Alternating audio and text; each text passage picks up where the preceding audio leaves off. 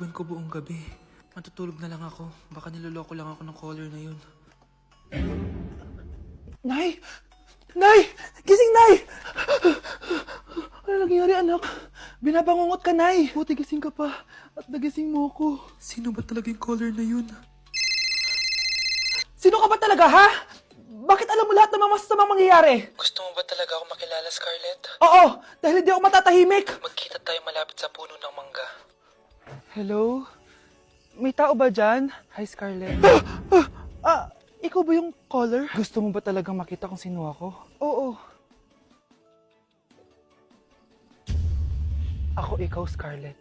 Galing ako sa future. Ikaw ako? Kailangan kong ayusin yung mga nangyaring masama. Paano? Paano nangyari yun? Basta, Scarlett, ayusin mo yung mga desisyon mo sa buhay, ha? Sige na, baka mahuli pa ako ng mga humahabol sa akin. Sandali! Sino humahabol sa'yo? Tay, ano? I-explain mo na sa akin kung bakit nakaburo si nanay, ha? Bakit ka ba naniniwala dun, ha? Ang totoo mong nanay, busy. Di ba sinabi ko na to sa'yo? Pero, tay! Wala nang pero-pero. Huwag mo akong hintayin magalit, Scarlett. Hindi mo magugusto to. Hindi pwede gawin si nanay yung nakita sa cellphone. Alam na alam ko yung tsura ni nanay. Malalaman ko rin si kwento mo, tay. Oh, Scarlett, aalis ako ulit, ha? Huwag kang pasaway.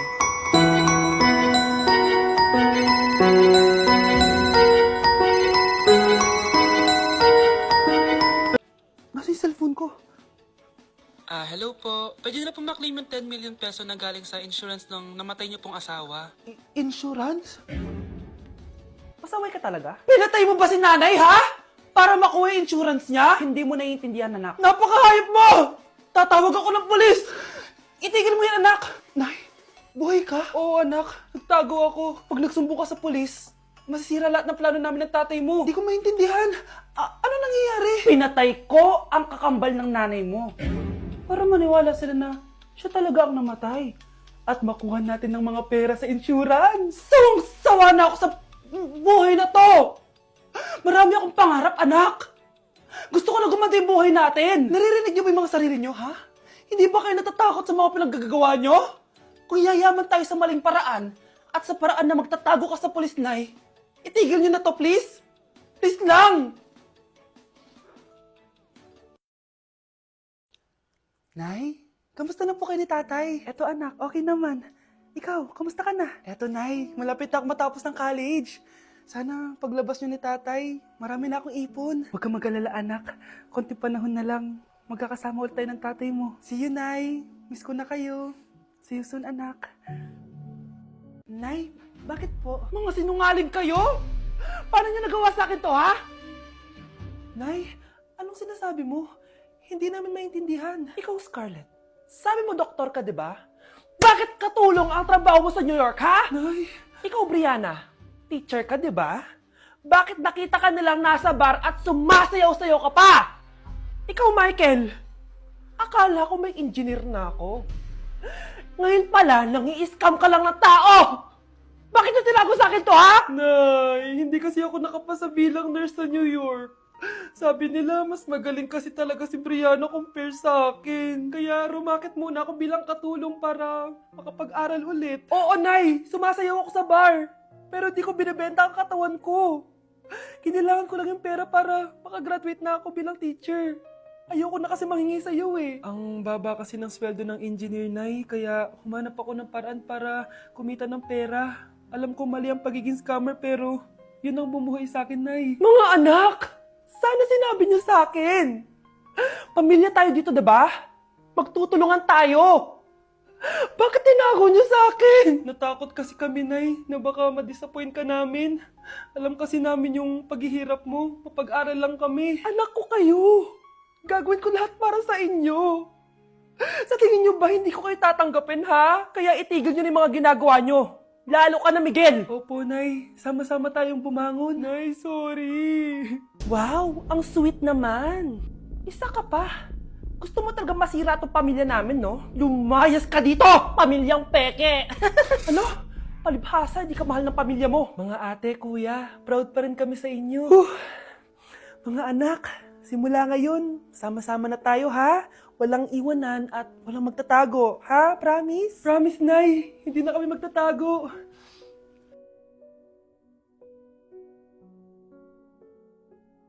Ganda nito, oh. Sana maging successful yung pagbebenta ko ng damit noon, ha? Mahal, ang dami nating ibebenta mamaya. Manifest natin na makabenta kayo, Nay, para makaahon na tayo sa kahirapan. Hindi ako makapaniwalang nabili ko na yung pangarap kong tig 200,000 na relo. Wow, ang ganda niyan, Tay. Anak, tignan mo to binili sa akin ng tatay mo. Diba ang ganda? Hala, di ba mahal yan, Nay? Mas mahal pa to sa bahay ng kapitbahay natin, no? Magbebenta ulit kami mamaya para mas marami tayong pera. Anak, binilang kita ng kotse. Gamitin mo to pag pupunta ka ng school, ha? Ha? Tay, di ko naman po kailangan ng kotse. Kaya ko naman po mag-commute. Gumastos pa tuloy kayo. Dami mo naman sinasabi, anak. Sige na, puntahan mo na sa labas. Wow!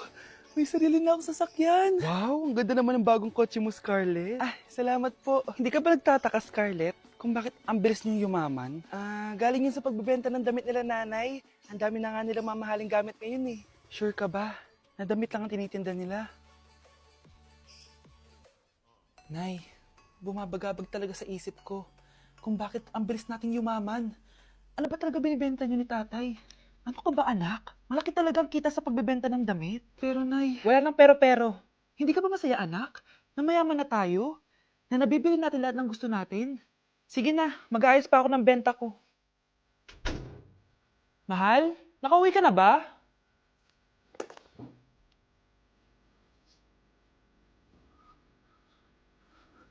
Ano ba talagang laman nito? Nagbebenta sila ng laman loob ng tao. Wow! Sobrang ganda, mahal! Buti naman nagustuhan mo, mahal.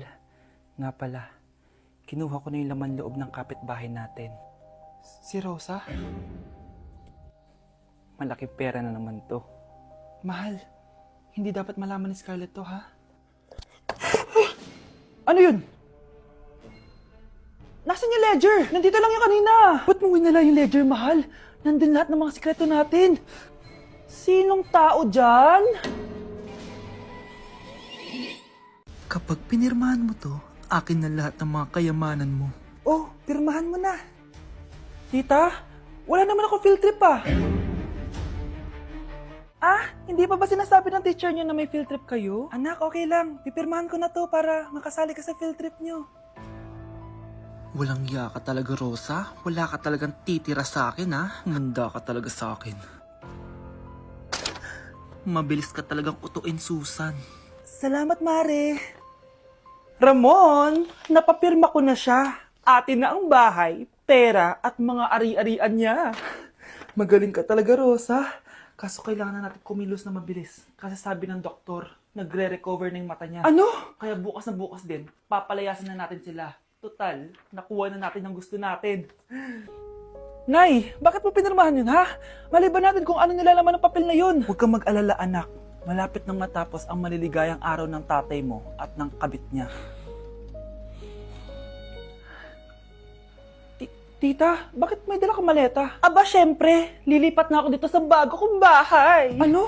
Tay, ano ibig sabihin nito, ha? Nakalagay dito sa papel na pinirmahan ng nanay mo na amin na tong bahay, mga sasakyan niya at ang mga pera niya. Napakahayop nyo! Bakit ang ingay? Ano nangyayari? Nay, kinuha na nila lahat sa atin! Ayan, magsama kayo mag-ina. Ngayong nasa amin na ang lahat, pwede na kayong lumayas.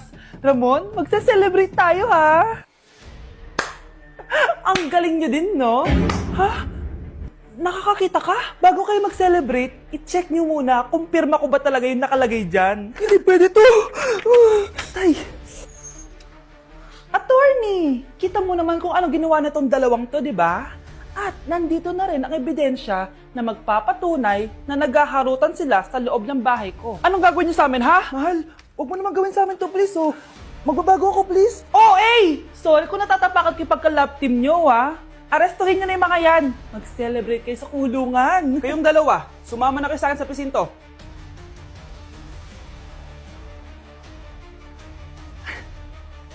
Anak, nakita mo ba yung cellphone ng tatay mo? Nilagay ko dun sa loob ng kabaong niya bago siya ilibing. Ha? Ba't mo naman ginawa yun, anak? May mga importante laman dun. Baka sakaling buhay pa siya para matawagan niya ako. Ay, Diyos ko talaga tong batang to.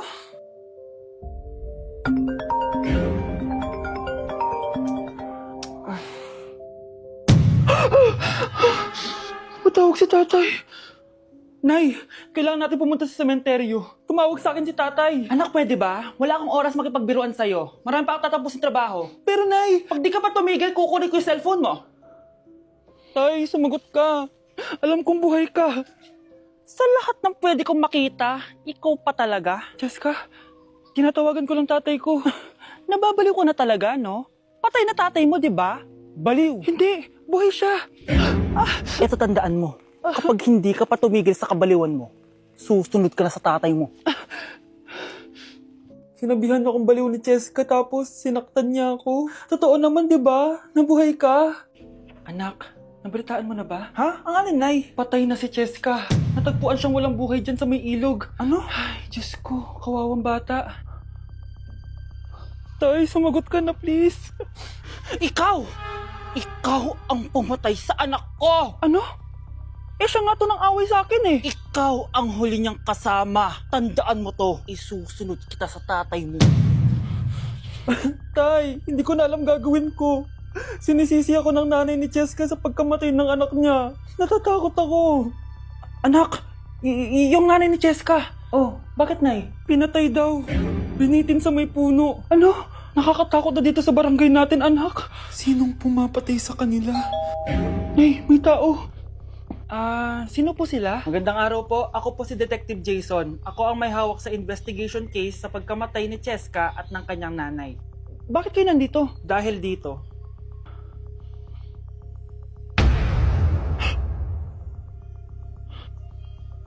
Nay, ikaw pumatay sa kanila? Oo, anak. Narinig ko lahat ng mga sumbong mo sa tatay mo. Cellphone ni tatay. Pinangako ko sa tatay mo bago siya mamatay na poprotektahan kita kahit makapatay man ako ng tao. Sumama ka sa akin, ma'am, para ma-interview ka namin. Tandaan mo to, anak. Kahit nasa kulungan ako, poprotektahan kita. Tumawag ka lang.